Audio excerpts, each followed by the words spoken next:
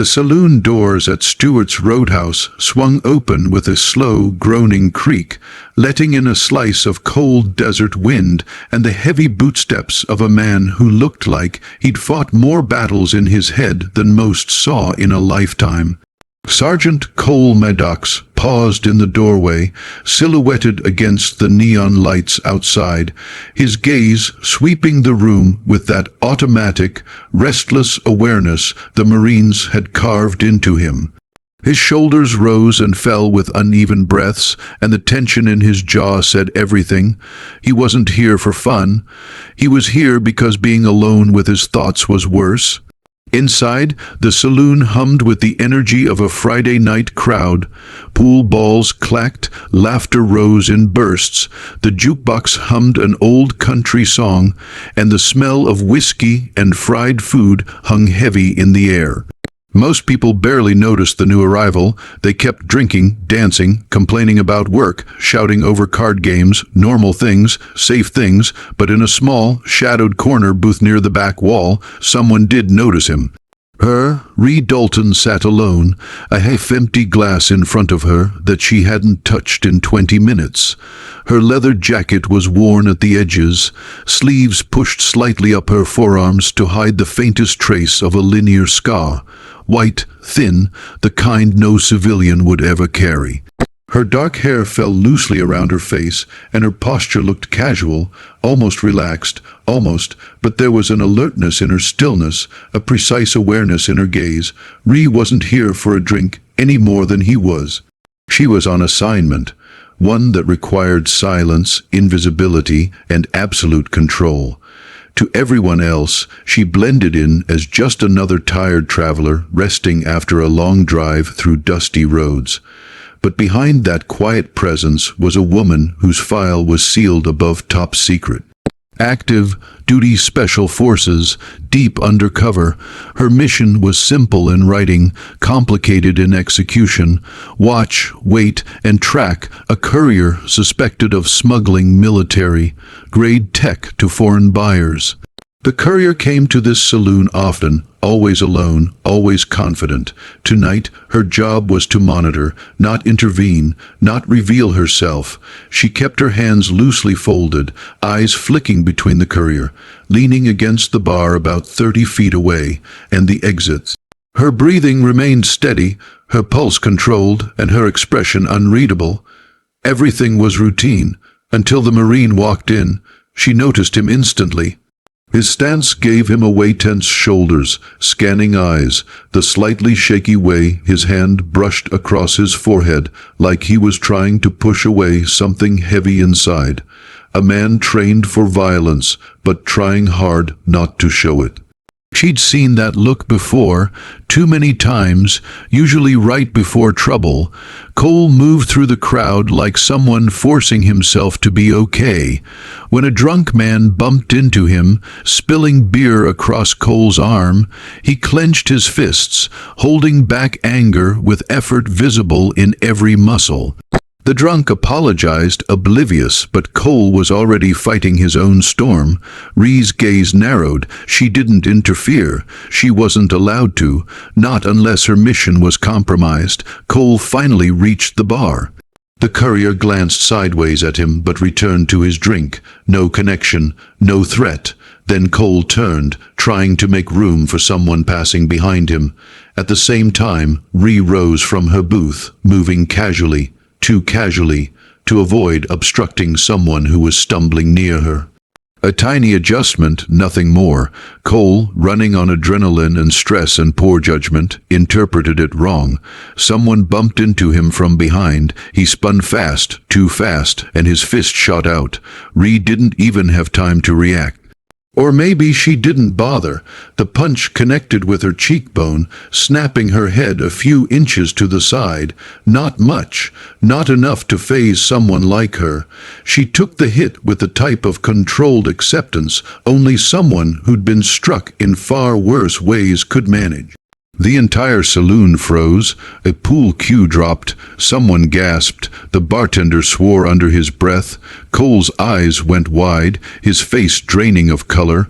"Oh God, Ma'am, I swear I didn't mean." Ree slowly turned her head back toward him, calm as still water. "You really shouldn't have done that," she said softly. Something else caught her eye. The courier, her target, was slipping out the back door. Her mission had just changed, and thanks to a single misplaced punch, everything had just spiraled into chaos. Ree didn't waste another second. She stepped past Cole as if he were an object in her path. Nothing more, nothing less. No anger, no hesitation. Just dangerous, razor-edged focus. But Cole wasn't ready to let her go. Not after what he'd done. "Wait. You're hurt. At least let me." The moment his hand brushed her sleeve, everything changed. Ree moved so fast most people wouldn't have even registered it. She twisted his wrist, pivoted her weight, and pressed him against the bar in a single fluid motion. Cole's breath caught, not from pain, but from sheer shock. His arm was bent behind him at an angle that made him freeze, not quite enough to break anything, but more than enough to warn him that she could. Around them, the saloon fell silent again, as if the building itself feared making noise in her presence. Cole's thoughts scattered. This woman is dangerous, not just trained, professional. He'd been hit, thrown, punched, kicked, and slammed by Marines of every rank, but none had ever moved with such precision. Her strength wasn't brute force. It was technical, deadly, controlled. Ree released him as quickly as she'd grabbed him, letting him stumble back with his dignity barely intact. "You'll stay here," she said, her voice low, sharp enough to cut air. "You've caused enough damage tonight." And with that, she headed straight for the back exit. Cole stood stunned. Every instinct screamed at him to do the smart thing, sit down and shut up. She clearly didn't need help and clearly didn't want it, but guilt dug its claws in deeper. He had hit her, hit someone who didn't deserve it. And something more than guilt brewed inside him, concern. He didn't know who she was, but everything about her radiated danger. Whoever she was chasing wouldn't go down easily, and he couldn't shake the feeling that following her was the only right thing he'd done all night. With a deep breath, he went after her. Outside, the wind howled down the alleyway, carrying the smell of dust and spilled beer. The back door slammed shut behind him, and he found himself staring at a scene that didn't belong in a small town bar district. A man, the courier, was sprinting toward a waiting truck parked at the far end of the alley, and behind him, Ree moved like a shadow with purpose. She wasn't running wildly. She wasn't chasing out of anger. She was hunting. Every stride was measured, efficient.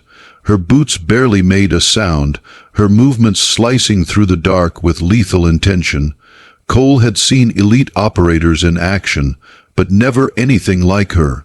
The courier nearly reached the truck when Ree exploded forward with a burst of speed, her elbow catching him in the ribs. He gasped, stumbling, and she swept his legs out from under him. He hit the ground hard. She was on him instantly, one knee in his back, twisting his arm into a lock that pinned him helplessly.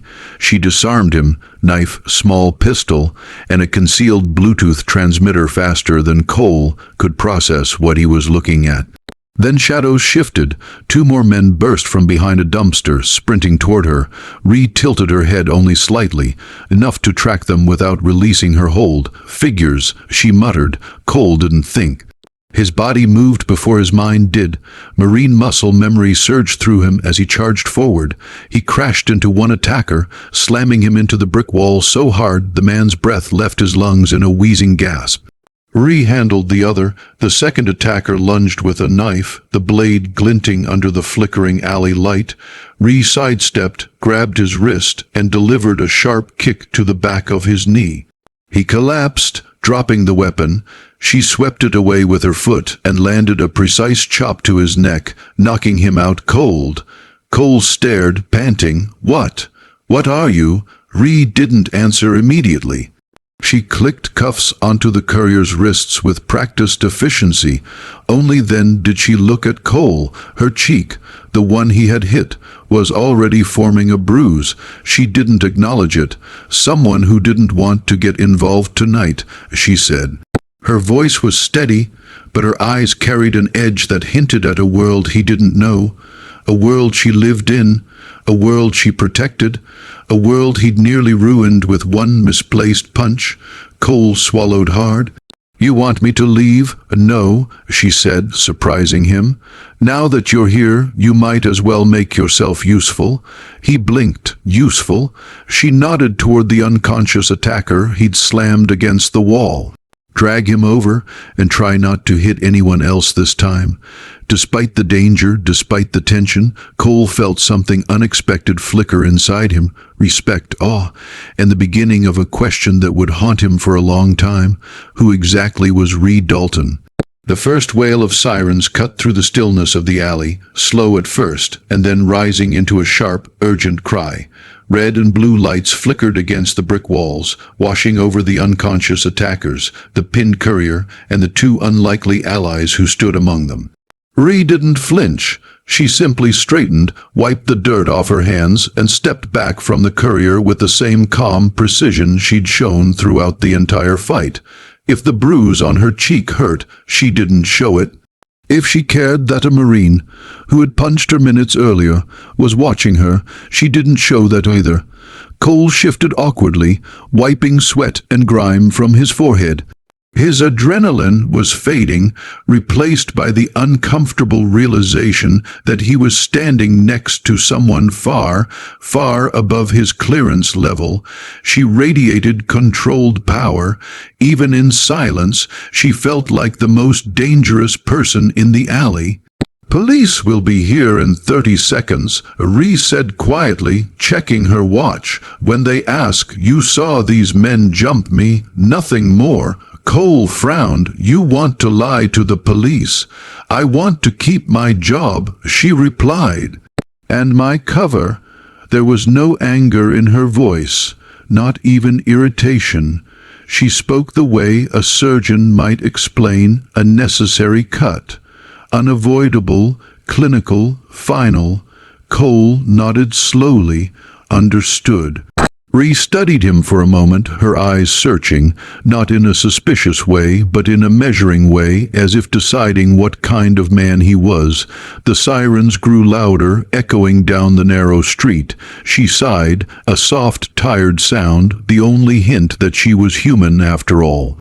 "You should go back inside," she said. "Have a drink. Forget tonight." "That's not happening," Cole said, shaking his head. "Not after what I did." Her gaze flicked to the bruise forming on her cheek. Still no reaction. "You hit me by accident. You saved my life on purpose. It's balanced." Cole swallowed hard. She was giving him absolution, something he didn't think he deserved. The police cars turned the corner, flooding the alley with blinding lights. Officers stepped out, hands near holsters, assessing the scene. Ree's posture shifted instantly. Her shoulders relaxed, her expression softened into something you'd expect from a shaken civilian rather than a hardened operative. It was an act, but a perfect one. "Ma'am, are you all right?" one officer asked, rushing toward her. A little shaken," she said, voice trembling just enough to sell it. "These men jumped me behind the bar. That Marine helped me fight them off." Cole blinked at how effortlessly she transformed, her voice shaky, her stance vulnerable, her eyes widening like someone who had never thrown a punch in her life. Even he felt the urge to protect her, and he knew the truth. The officers quickly cuffed the unconscious attackers, murmuring about drug deals and gang activity. A few questioned Cole. He played along with the story, though every time he glanced at Ree, he saw the warrior beneath the surface. When the courier was loaded into the police car, Ree quietly spoke to one of the officers, giving a rehearsed civilian statement. She was careful, precise, untraceable. Her words painted her as a passing traveler who had been in the wrong place at the wrong time. The officer nodded sympathetically. "You're lucky that Marine was nearby." Ree's eyes slid briefly toward Cole. "Yes," she said softly. "Lucky." Once the police stepped away, Cole approached her. The alley was quieter now, lit only by distant lights and the soft pink glow of early dawn creeping over the rooftops. "Can I ask something?" he said. "No," she said it with a faint smirk, but Cole could tell it wasn't rudeness, it was protection. Boundaries, rules she lived by. He tried again. "At least tell me your name." She hesitated, a long moment. Then, "Ree, no last name?" he asked. "Not one you need," she replied, her tone gentle but unbreakable. She started walking toward the open end of the alley. Cole stepped forward. "Ree, look, I know you don't owe me anything, but I'm sorry for earlier, for hitting you." She turned. For the first time since she'd entered his life, her expression softened. Not as an act, not for cover, but for him. "You hit me because you were on edge," she said. "You followed me because you cared. That's why you're forgiven." Cole exhaled.